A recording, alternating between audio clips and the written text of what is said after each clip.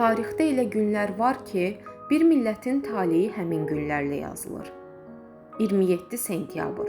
Bu sadəcə təqvimdə bir tarix deyil.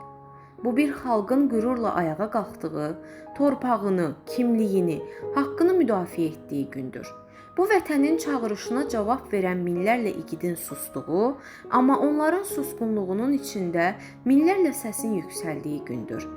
Bu şəhidliyin zirvəyə çevrildiyi, rəşadətin tarixə çevrildiyi gündür. Onlar döyüşdü. Təkcə torpaq üçün yox. Onlar qürur üçün, kimlik üçün, gələcək üçün döyüşdülər.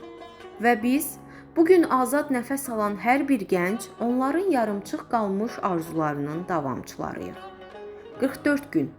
Tarix boyu silinməyəcək bir səlnamə yazıldı. Hər şəhid bir həyat hekayəsi. Hər qazi bir döyüşün canlı sübutu və hər ananın göz yaşı xalqın səssiz fəryadı oldu.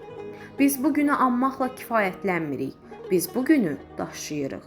Qəlbimizdə, sözümüzdə, əməllərimizdə.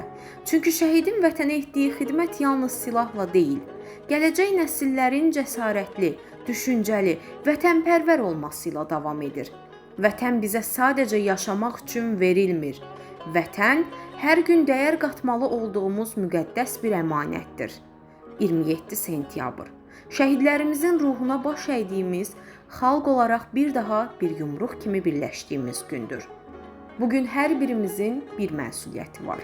Yaşatmaq, unutmamaq, gələcəyə daşımaq. Vətən bizə borcludur və biz bu borcu yaşadığımız hər gün, atdığımız hər addımda ödəməyə hazırıq. Allah şəhidlərimizə rəhmət etsin.